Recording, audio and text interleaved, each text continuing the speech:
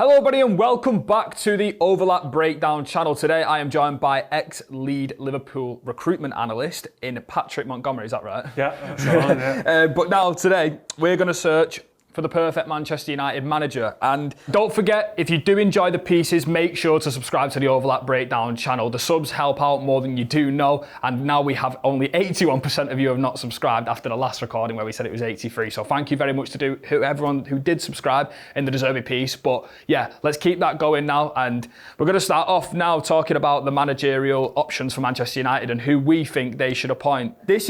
You made a really good point to me about United actually coming from a position of strength on this managerial appointment. Can you just elaborate on what you said last night? Because I thought it was really something that we've not seen at United for like a decade, basically. Yeah, well, I think obviously they're in a position now really where they're probably in quite a calm position, where the actual atmosphere around the club's quite positive. They've had some good results. The team's playing well. There's a bit of a feel-good factor. So I think in the past when there's been managerial changes, that's not necessarily been the case. So I think they're probably in a slightly different position now where, if anything, they've got a manager in that could continue. Yeah. But they're on the lookout for somebody new. So I think it's a very unusual position for them to be in. And obviously that with itself brings different challenges now for them. Yeah, I think the only other time I've actually seen this happen at United in a good few years is obviously Solskjaer when he did the exact same. Yeah. And we will go on to speak about the past scars and what that looks like if Carrick does kind of enter the limelight for this job, because it does feel like at the moment, obviously Roberto De Zerbi to Spurs, Tuchel extending at England, the manager market is shrinking, which is why it's a really important piece for us to do this today. Now, I've got my Manchester United manager search criteria basically, and I'm going to try and encapsulate everything that I think a Manchester United manager needs in the short and long term, and then compare it to a lot of candidates. So obviously we've got Michael Carrick, Luis Enrique, Julian Nagelsmann, Eddie Howe, and then we've got a few more outside options, which we wouldn't class as the A tier, basically. I don't think Manchester United will be looking at them, but we'll still cover them very briefly. So I've got long-term-ish builder, so someone who's going to maintain at the club for at least a few years. Forward-thinking, fast-attacking football. Not an idealistic manager, can adapt around the squad. So this is not a manager who's going to come in with one set pattern and just mould the players into that and force them into that. Cannot obviously have past itchy moments with the board. Obviously, Amorim has had the same sort of thing with the board, which obviously then in the end cost him his job. Youth inclusion, recruitment alignment, so good talent identification and minimal say-ish on recruitment, because obviously it looks like Manchester United want a head coach, not a club manager. Past experiences at obviously big clubs to handle the pressure, the media, the fans, the scrutiny, and more of a calming, assuring figure, which is what I would say, someone who's not erratic, which we'll go on obviously to speak about the candidates. And I want to start, I'm not going to start with Michael Carrick actually, because I think obviously everyone knows about him, but I'm going to start on Luis Enrique, who at the current time of recording, obviously, is the PSG manager, and he's probably one of the best coaches in world football. He's perceived that way. And yeah, I want to ask you in particular, this is a manager who I've done the most research on, because we were in a bit of a conundrum, especially over Luis Enrique, because it does feel like his level, whilst it looks incredible, we can't forget that he's had two world-class squads, and obviously he's took charge of them two world-class rebuilds. But what do you make of him as a thinker, as a football coach? Yeah, well, I think obviously, like you said, his record speaks for himself in terms of the trophies that he's won. I think a couple of trebles both at PSG and also Barcelona before that. So he's shown clearly that he's able to work with elite players and win elite trophies. So I think there's always going to be that argument naturally that how much of that and the success he's had is down to the system that he introduces or the players that he inherits, which you could argue could be a challenge for him if he was to come to Manchester United. Like, does he have the players of the calibre of a PSG or a Barcelona that he had? Yeah. And if he doesn't, how long does it take for him to bring those players in, get them up to the level that he wants with the current squad that he's had? So clearly a proven, super intelligent guy. The systems that he uses, the tactics that he tries to employ as well, you can see that he's a thinker. Yeah.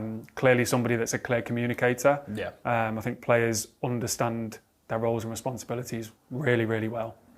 Yeah, I think one thing I'll go on to say about obviously his PSG side. Now, I did actually do a lot of research on both his PSG, his Spain side as well, but also Barcelona. And most of the time, we do see a 4-3-3 from Luis Enrique, but there's a lot of fluidity on the ball, and this differs from club to club. So obviously, at Barcelona, he used inside forwards, inside wingers. He obviously had the front three of MSN, and obviously Neymar was drifting infield, Messi was drifting infield, and then we get the fullbacks bombing on the outsides. And he actually had an unbelievable team, especially with the front three and the midfield three with Busquets, Xavi, Iniesta, and I think he actually later had Rakitic, who was phenomenal when he got on it. So I think this is obviously a manager who starts in this 4-3-3, but then with the personnel and the technical quality, especially at PSG, we then start to see this idea that he's just almost not really coaching them, and they kind of just let him run loose. And we had so many videos on PSG last season, because for me they were one of the most entertaining teams to watch in Europe, and they sort of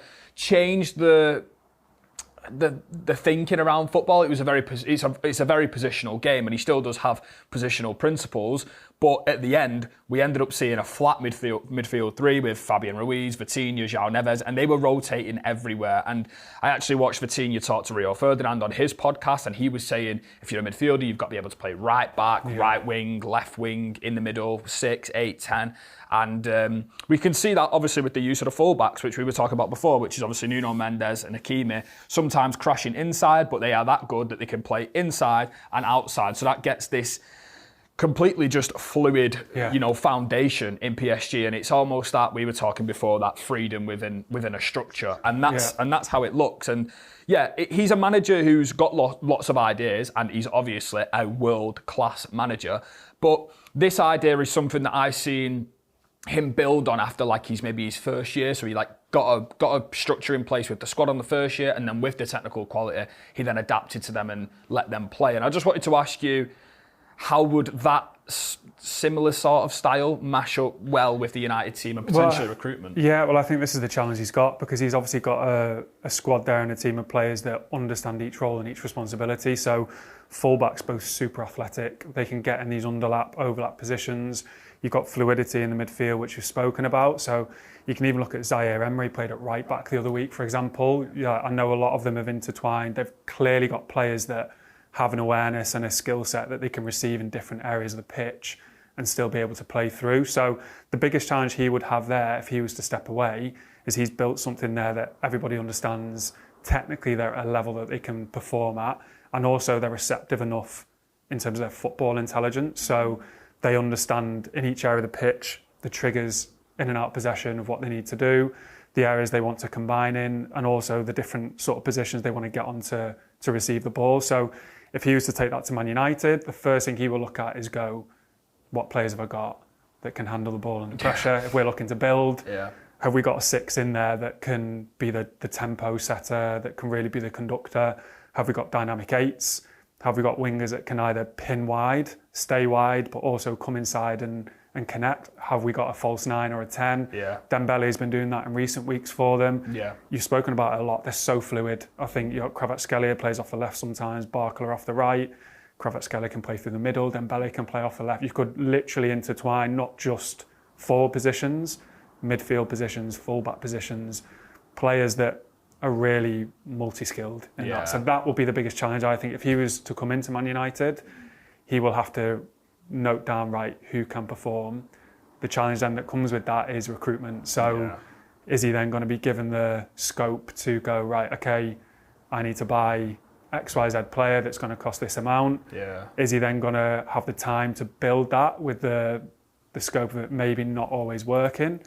And then you've got, is he somebody that wants to be there for the long term?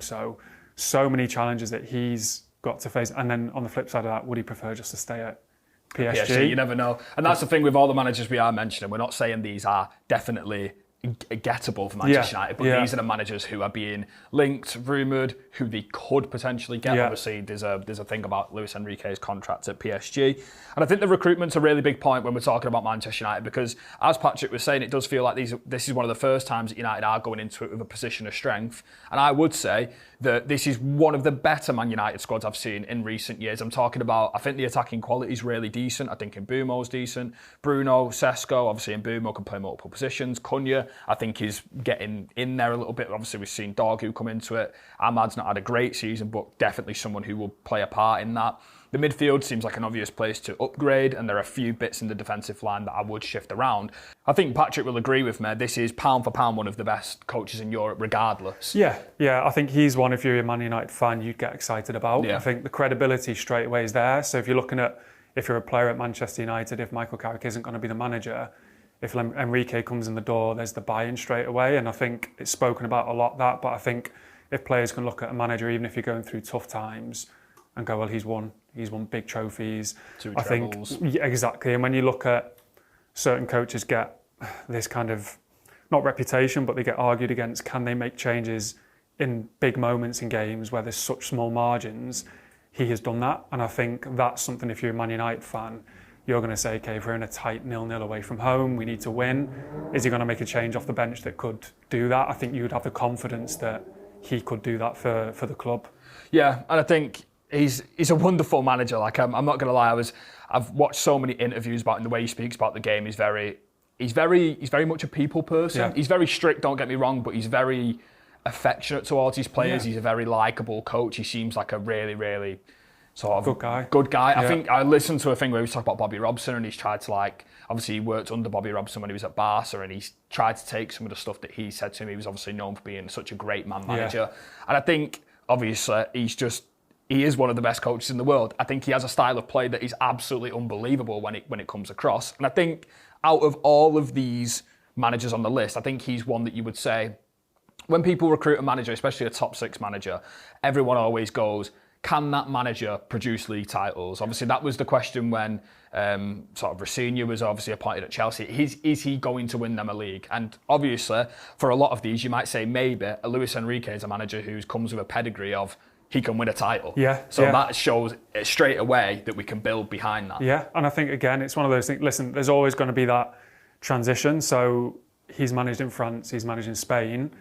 Does his playing style and his philosophy marry up to the intensity and the dynamism of the Premier League? That's another argument. But I think if you have got the best players and you've got one of the best coaches, naturally you'd like to think that he'd be able to implement his style and be successful. I think the biggest thing you touched on as well there is he maybe somebody that wants to come in for the long term, or is he somebody that wants to come in and be ready to win immediately? Will he believe he's got a squad there that without massive changes and a long period of time he can win immediately? Because I think managers think the same as players, they want to win things. So he's won things at PSG, Barcelona, didn't win anything at Spain, but obviously got them reasonably far in Nations League, and I think that's going to be how he will be thinking.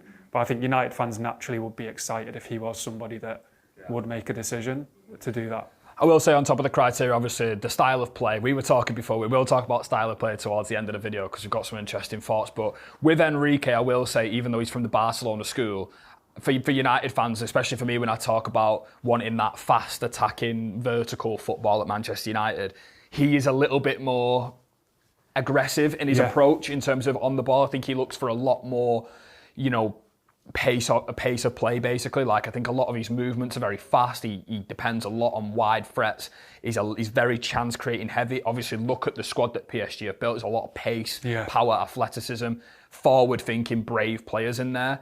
And I think, like I said before, if you talk about ceilings of a team, he can produce one of the best ceilings in terms of a team playing football. So I think that is massive. I think the recruitment is a great point in terms of how long would it take for him to produce that football, which is still obviously the massive grey area on Enrique. But we can't obviously take away that he has led them teams in that rebuild, obviously himself through coaching.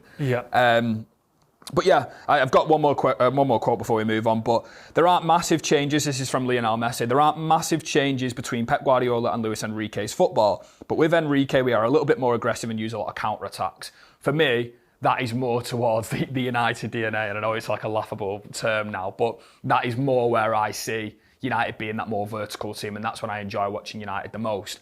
But yeah, we're now going to move on into the second one, and one that... there's a lot of debate about this coach, and it's Julian Nagelsmann. And I think I will let Patrick take this. Obviously, he's a coach that everyone's been aware of for many years. He's been in the game since he was 28. He's the youngest ever Bundesliga manager. Obviously, has managed Bayern Munich. He's now currently the German national team coach, and a very what would you say, like erratic? Not erratic, but like a very. I think he's someone a lot of ideas, a lot of stuff. Yeah, I think he's somebody that is clearly an incredible thinker. Yeah. Like, he's a genius in terms of how he thinks about the football tactically. Like, he's very, very, like you say, lots of ideas at the same time. So I think he's somebody that, again, we spoke about before, he is not afraid to make changes during a game based on whether the team was struggling form-wise. He would make big decisions. The argument then is, how far do you go with somebody that is so intelligent in terms of making changes, placing a lot of demands on players technically, tactically? Some players aren't as receptive to that. They just want simple, clear messages. We spoke earlier, that could be why it's working well at the moment with United, where there is really clear roles and responsibilities. Core says instructions and style of play, but players understand, right, this is what I need to do in and out of possession. So I think he's clearly somebody that, listen, you don't become a manager at that level at such a young age, manage the clubs that he has done, and be German national team manager without having clear levels of intelligence and football experience. I think for him, if he was to be one that transitions in, it's going to be, if you're looking at it, why did things break down at some of these big clubs that he's been at? So from a relationship point of view, recruitment point of view, with the players as well as board level, is that going to be something that Man United look at and go, do we need somebody that's maybe in a calm place, that isn't going to ruffle some feathers?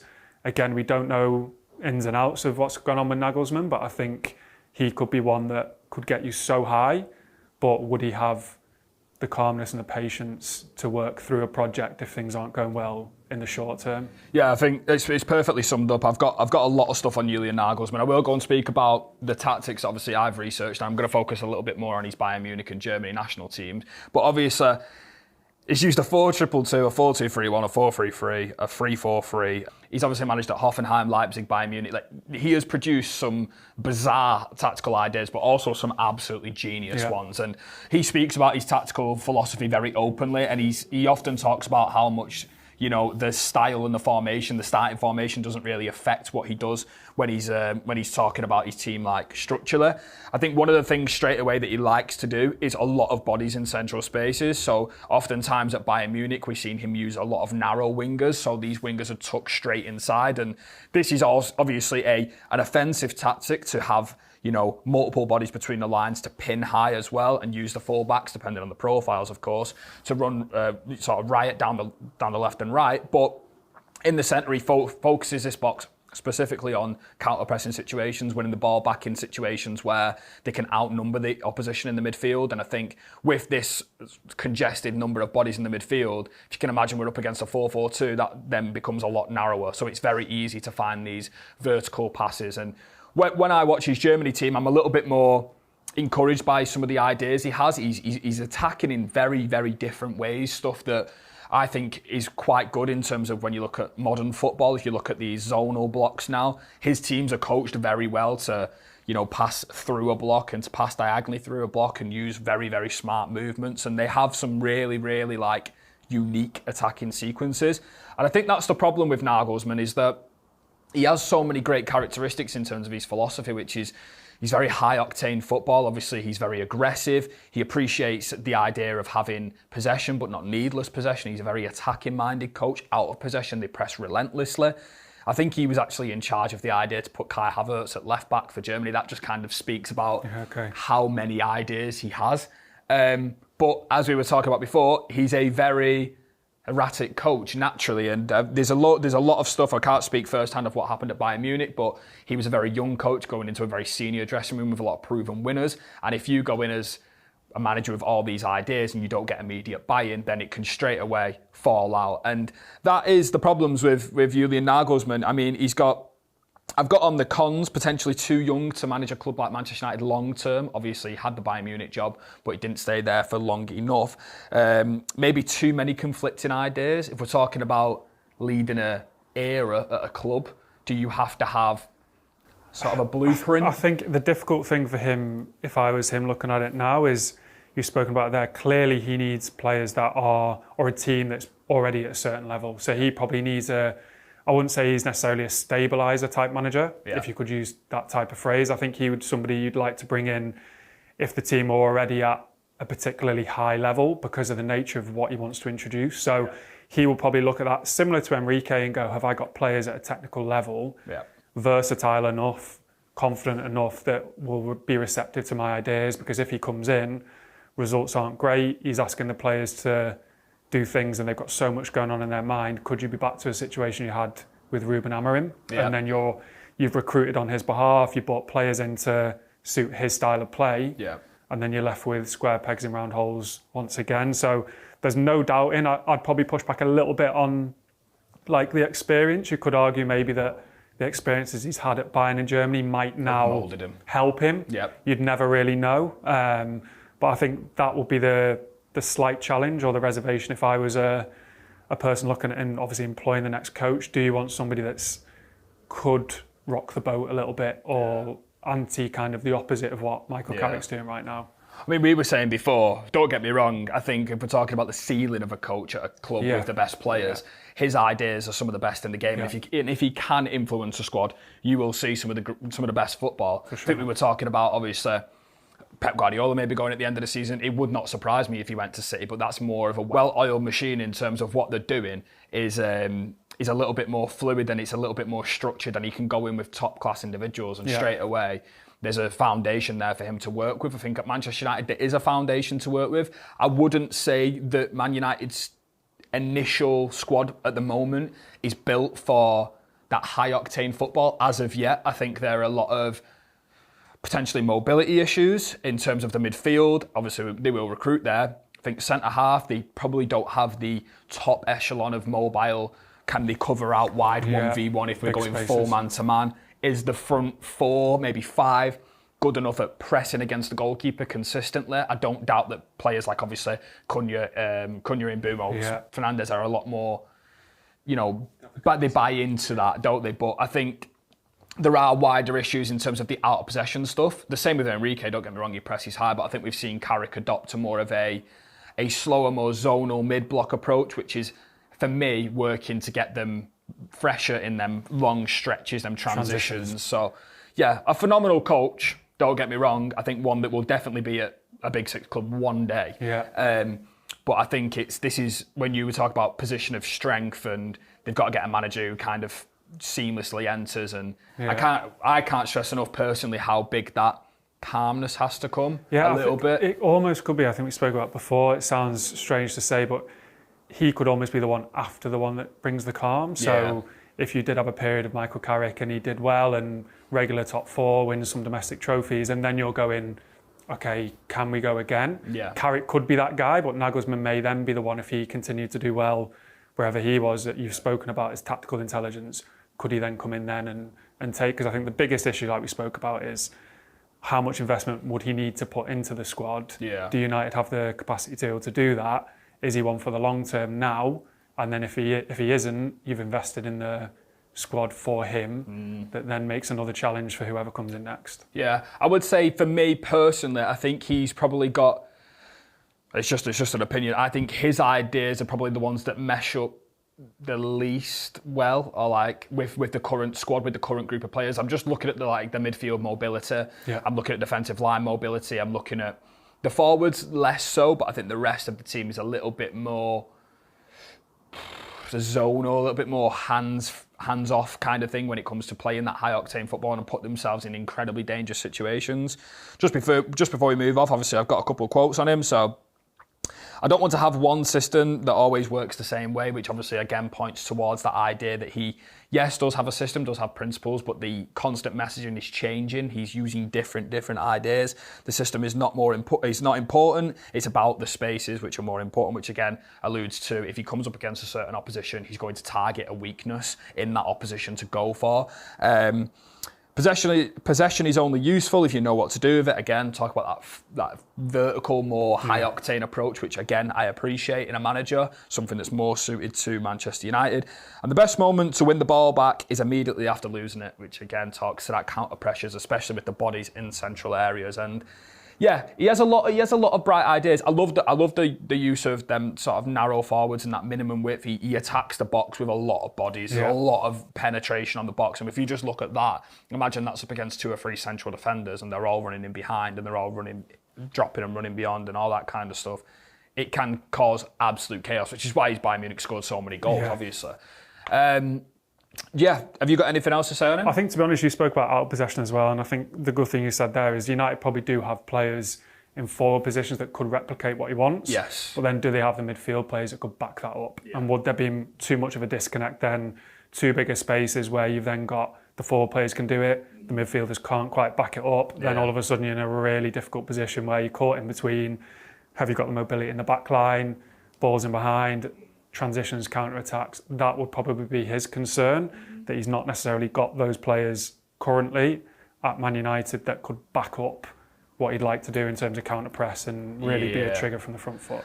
We obviously did a video about Manchester United's midfielder shopping, and it does look like, with the amount of managers that are being linked and the difference between the styles, that midfielder may well change across different managers. If they got a Nagelsmann, I wouldn't be surprised if they went for a more Guimaraes option, who's a little bit more attentive in terms of jumping and being aggressive in the duels.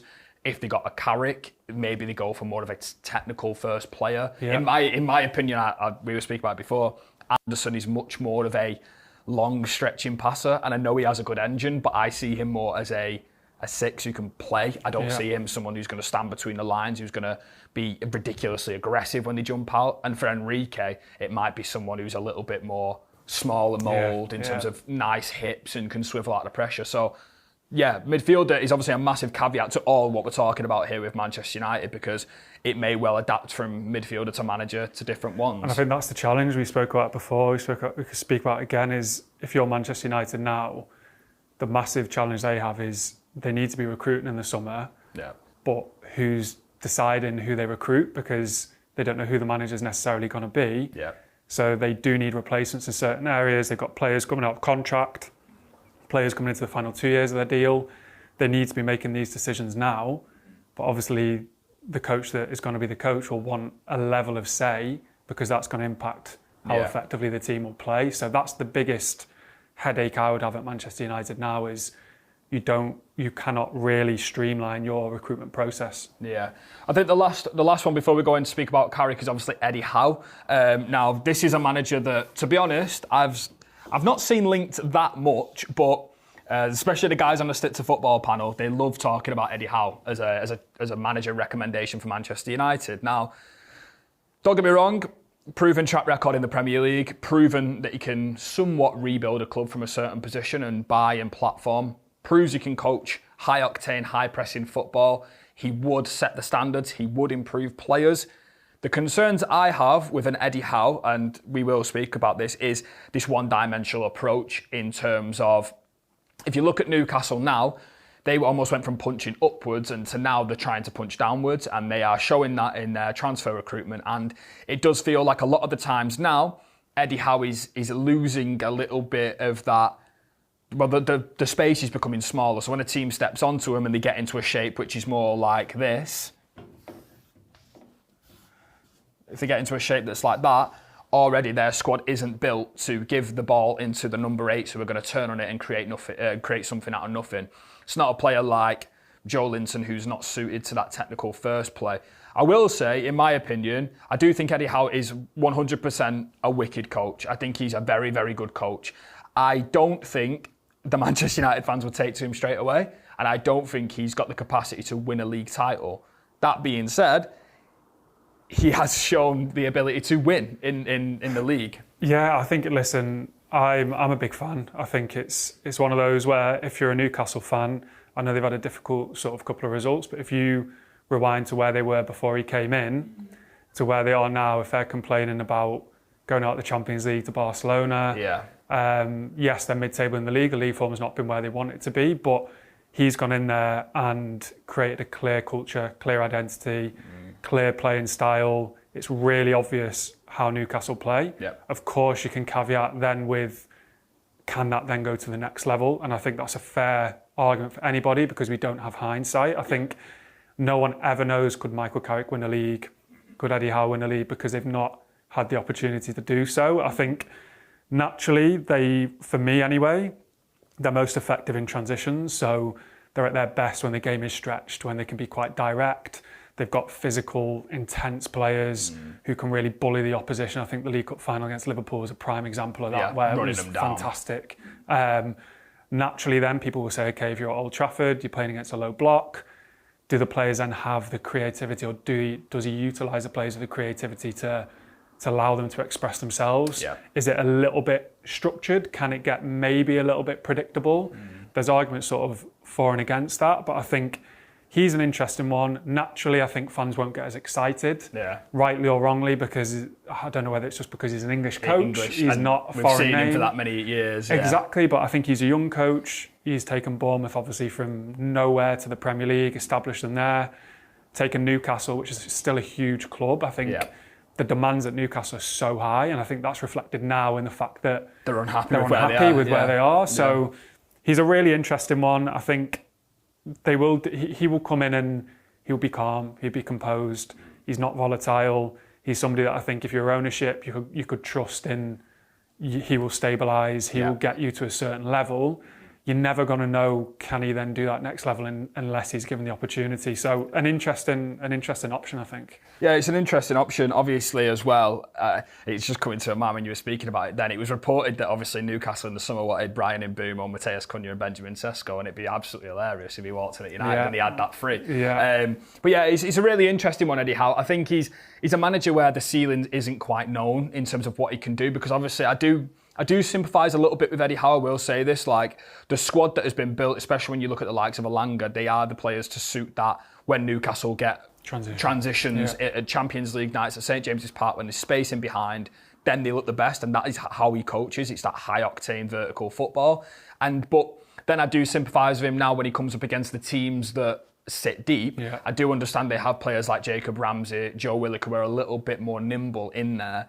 He doesn't necessarily have the perfect squad to, capitalise on deeper blocks. He's got like Dan Burn, obviously Lewis Hall's in there, but Dan Burn's not going to overlap and cross a ball into Voltamado. I think it's difficult because you look at, obviously they got all the money for Isak. Yeah. In hindsight now, I think everyone would be quite honest to say it's not worked out in terms of the reinvestment there. So I know he's spoken publicly saying that the loss of Isak was a massive blow in terms of it would be for the way they play and the style that they play. But I think it's a fair point. I think it's one where you look at the players that maybe have flair. Are they given that scope to really go and play with freedom? I think everything's really effective in terms of... He's well drilled. Yeah, triggers, patterns. Yeah. If you go and watch Newcastle, generally you'll know kind of sequences of play, how they're going to... But if that doesn't work, like we've spoken about, does he then have the scope then to go again? So it's very interesting. Yeah, and it's really interesting with Eddie Howe, like I was saying. But I do think obviously the players do dictate your tactics in many ways, and I will say I don't think whenever I watch Newcastle now, I always go, if they're playing in this 4-3-3, and let's say Bruno Guimaraes and Tonali are like ever presence, they've got to start. I do understand when Joe Linton starts in them more bigger games where duels are very important, your second balls are very important. I just think Newcastle, in some ways, they just don't have the Bruno Fernandes type of player to actually stand in the hole, and that makes your final third very stiff when you're throwing up Tonali into that space, or you're throwing up Bruno Guimaraes into that space, and one's a bit better than the other, like Bruno's a little bit more in the final third. But I do think the squad has mainly dictated his tactics, and I do think that is what he wants to do, and that is what he wanted to do in terms of being aggressive with Newcastle. But it's now the second step which is coming, and similar to Manchester United, a lot of fans always go, can he break a low block? Yeah. And I do think it's that plan B, isn't it? It's that, like, if things aren't working, because I know obviously they do a lot of work in wide areas, cutbacks, midfielders arriving late to finish. I think it's like, but then he could argue and say, I've not had the calibre of a Bruno Fernandes to work with, or I've not had these types of players. So then would that mean then he goes, okay, I can actually be a little bit looser in how the players play in the final third? I think the biggest thing that people probably look at is defensively in transition as well. So the way he likes to play with his fullbacks really bombing on, I think they can be vulnerable going the other way. And I think that's something that if you look at United's squad... Doesn't suit the bombing on. Exactly. Yeah. So I think, again, it comes down to would he be given the authority to recruit? Would United then trust his ability to then go and recruit? Would they give him the money? I think he's definitely one, going back to the point at the start, that would stabilise, bring in a good culture. The players would be really understanding of how we want to play. Yeah. But it's then, we've spoken about, would it then you're playing Liverpool away, you're playing City away. The authority in terms of getting them up. I think it's, and again, you never know. It's really, you never know until people get put in that position. Of course. I mean, he's obviously galvanised a Newcastle squad there, and he's got the players up for many, many games, especially Champions League games, don't get me wrong. I think he's one where you're putting him up against, obviously, a 2-time treble winner. You talk about sort of the buy-in he has over players with the trophy cabinet. Them things do have massive differences. If you're enjoying the video and want more tactical analysis and podcasts, please press the subscribe button below and hit the bell to enable post notifications. Okay, now throwing on into our last 8A candidate, which is Michael Carrick, who's obviously currently the caretaker manager of Manchester United and manager who has strung together quite a bit of form at Manchester United. And for me, this is a very, very interesting one because I think the question's now coming down to, well, he's winning. And can he just force himself into a job? Can he do this? Can he do that? And I think one thing I will say before we go on to speak about Carrick, like very, very technically, tactically and all that kind of stuff, I think what we're seeing right now at Manchester United with the way he's playing, in terms of the way he's platforming the players with that calmness, the big question for me already is how much of that stays after the summer. If he's given the long-term role, how passive and how zonally do we defend? How little do we high press? Them bits. I was speaking to Patrick before. I was a massive fan of his Middlesbrough, and there were elements of they're a little bit too passive for my liking off the ball, but at the same time, it does feel like that's what's actually working for United. And we were using manager references before, and we both agree he feels a little bit like it's really hard to explain. A calming manager who is a very, very good coach, but it's like minimal messaging, and there's a lot of let the players play in there. And this is where we come down to the recruitment point, as we've already talked about. I think Manchester United's squad is in a very, very good situation for a manager to come in and galvanise them, yes, in terms of emotionally and putting their arms around them, but also getting points. Now, Michael Carrick's not really gone through a dip yet, and the only dip we've seen is the Newcastle game, which we lost with against 10 men, but then we won the next one. So he's already shown a little bit there. If you look at the first stint he had here, he used different formations. He used a 4-4-2. I think he used a 3 at the back. And yeah, it does feel to me, sorry, he used a diamond, not 3 at the back. It does feel to me that this is almost becoming too hard to turn him down in terms of many ways. And I want to ask you, what have you made of Carrick so far as Manchester United manager? What has he actually done with the squad that has made them pick up points, to perform well? Yeah, I think on a really simple level, players understand their roles and responsibilities. I think it's been spoken about a lot. He's stripped everything back. He's had clear structure, clear formation. Players know what they're doing in and out of possession. And I think he's given them the freedom to express themselves. And I think maybe you could argue in the past with Amorim, or we've spoken about it with other candidates, certain players just need that simple information. I think if they're not overloaded, they can just go out and play. Now, obviously, what he's done really well is he's obviously galvanised them. He's understood, I don't like using this phrase, but he knows the club. Yeah. And I think he knows what is expected. Yeah, he knows the players respect him. I think, of course, you can caveat that with there was no massive expectation. And I think you touched on it there. It'd be a completely different animal coming back for pre-season if he is in the job. Yeah. Because all of a sudden there is an expectation, Champions League, to be winning things. I think they've had 1 game a week, plenty of time on the training pitch to get ideas in. Steve Holland's obviously come in, who's a really experienced coach. You can see they're very well drilled, but I think his mannerisms have suited the role. So very calm, not volatile, which we've spoken about with possible other candidates.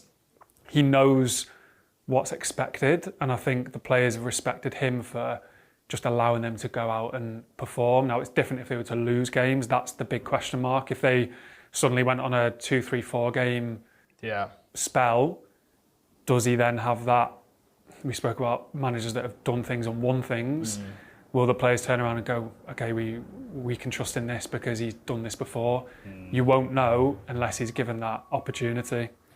Yeah, I think the number one thing I think with Carrick as well is we've seen his best performances come when we obviously had Patrick Dog, who was playing left wing and things like that. At the moment, Manchester United have got a bit of a weird squad for the 4-2-3-1. Obviously, Cunha's playing at this left wing role, and he's often drifting inside and not clogging these areas, but if he's got Sesko and Bumo, it's a little bit congested in these areas, and we often play sometimes with no left-sided width, and we've got a lot of bodies in the central space. In Bumo's obviously a cut-in winger, Ahmad cut-in winger, and the full-backs have sometimes tucked in like this, or sometimes bombed on like that to provide the width. And to be honest, he's provided a very simple but effective method to get all of Manchester United's technical players and all their best players in a small space to try and combine through the lines. In recent weeks, the ball speed is it's gone down a little bit. The intensity seems to have dropped, but I'm not sure whether or not that's just the one game a week and maybe lack of training or lack of workload and just trying to get all the players back from injury, because I know there's a few players who have been hampered a little bit throughout the injury, obviously Dorgu being one. I will say the lack of a left winger and probably a mobile left back in many of ways has stumped the way this team looks under Carrick. I think it's very easy to say for Carrick in comparison to the rest of the managers, because obviously we've seen what an idea could look like. So if we look at Matheus Cunha playing this left wing role, it often looks awkward for him because obviously he's a right-footed player, likes to come inside. He's not got that pace and power down the outside. But oftentimes when we see Matheus Cunha playing here on the line, he actually has a lot of good moments. And I think if you combine maybe depth on Cunha with a quality left winger, someone who's very, used to 1v1 situations, just off the top of my head, someone like a Howe, a Barcola, just that type of player. And then if you moved either Patrick Dorgu back to left back or you got a new left back, then this situation provides, Manchester United a whole different dynamic on the left-hand side. And for me, that's where I think some of the stodginess in recent weeks of Carrick's United, where the possession doesn't look as fluid, where the ball speed's not there, I think it's being hampered a lot by the team, by the recruitment. And that's why we've always got to come back to it, because a lot of these managers are coming in, and I think if we actually do get a left winger, if we do get, it can be Dorgu at left back, I don't even mind that at all. And if we do get another body in midfield, I think Man United actually do have a good squad for, especially in my opinion, an Enrique or a Carrick, because I think that just meshes up quite well. Yeah, I think so. And you've spoken about it before. It comes back to that point of they're actually in a decent position for the first time in a while where, yes, they may be looking to appoint a new manager, but there's not a huge rebuild. I think it is... I come back to that same point. It's who do you give that authority to go and sign the players? Because if it's Michael Carrick, then it's probably really clear, like you've touched on there, the type of players they'd like to recruit. If it is somebody from the outside, they may want completely different profiles of players. So he's a really interesting one. I think it's one where the momentum is there. I know, like you touched upon, it may not be as sort of positive as it was at the very start, but it's clear that United are in a good place in terms of culturally and on the pitch as well. Yeah, I will say, to be fair, the Bournemouth away game, despite us drawing, was actually one of our better games in the first half, and we looked a lot more. I just think some of the attacks under Carrick look really nice. I think it just looks to me like, and you said it before, I hate using this stuff, like the knowing the club stuff. I think when Man United attack through the middle and you've got Cunha in there, you've got Bruno in there, you've got Mbeumo pushing the line, you've got Ahmad running down the outside. I think that's just, to me, it's a lot more familiar, and I love them moments. When we were talking about Enrique, Nagelsmann, same stuff, very vertical football, very space orientated. And I think, for me, I do see Michael Carrick being a genuine option, and I wouldn't, say you're stupid to anyone who says that. Obviously, there are past scars with Michael Carrick. We were talking about before. We can't look past it. Obviously, happened with Ole Gunnar Solskjaer, and Manchester United fans initially straight away think that. But it's hard to say. He's not shown enough. Obviously, he's got the results, and I do think he's actually being hampered a little bit by the squad in terms of not having very true left winger, left full-back-ish players. Luke Shaw is obviously a decent player, but not got the legs to be that pusher. Yeah, and I think you can also flip. I know you said maybe the performances haven't been as fluid as in recent weeks, but you could flip that and say maybe the team kind of know their top four. The top four. They've only got one game a week. I'm not saying you should really condone that, but I think they're probably going, right, okay, there's a World Cup coming up in the summer. Yeah. Players, no matter what people say, players do protect themselves a little bit, and if they know they're quite secure, they know they're going to be Champions League next season. Yeah. At the very start, there was that, right, we need to get top four. Can we get top four?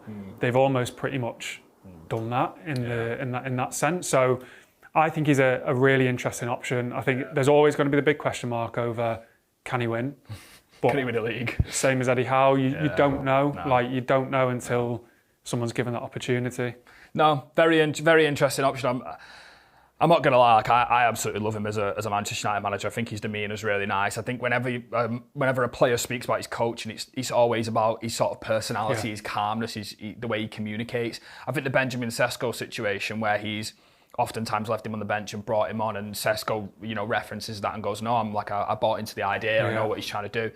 Getting messages like that across to, massively expensive signings to sign for Manchester United as a striker and put him on the bench and still use him effectively, it's brilliant. Well, I think we spoke about it before as well. I think you've almost got to find that balance now if you're an owner or an ownership group of, there's a big trend now in getting, we spoke about young coaches that are so tactically intelligent, speak incredibly well, might not have necessarily achieved things, but they might not have the persona. And then you've got the old school managers that know what they're good at, they have the coaches in place that coach. You almost need that person in between, and maybe Carrick is that person where he has the really strong coaches in place, minimal messaging, key messaging.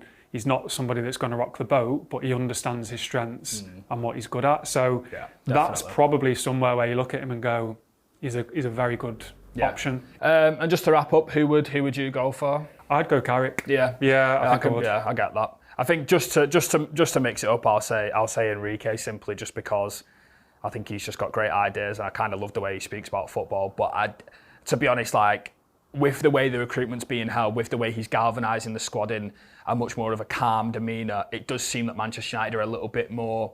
It's gone from being very chaotic and very high intensity, and I know that will carry on, but the way he's... And I know it's easy to do as a caretaker, there's only a few things you have to do, but I just think he's already got the buy-in from the players, on a personal level. And I just think, like we were saying before, he's got coaches there with him, the world-class coaches like Steve Holland.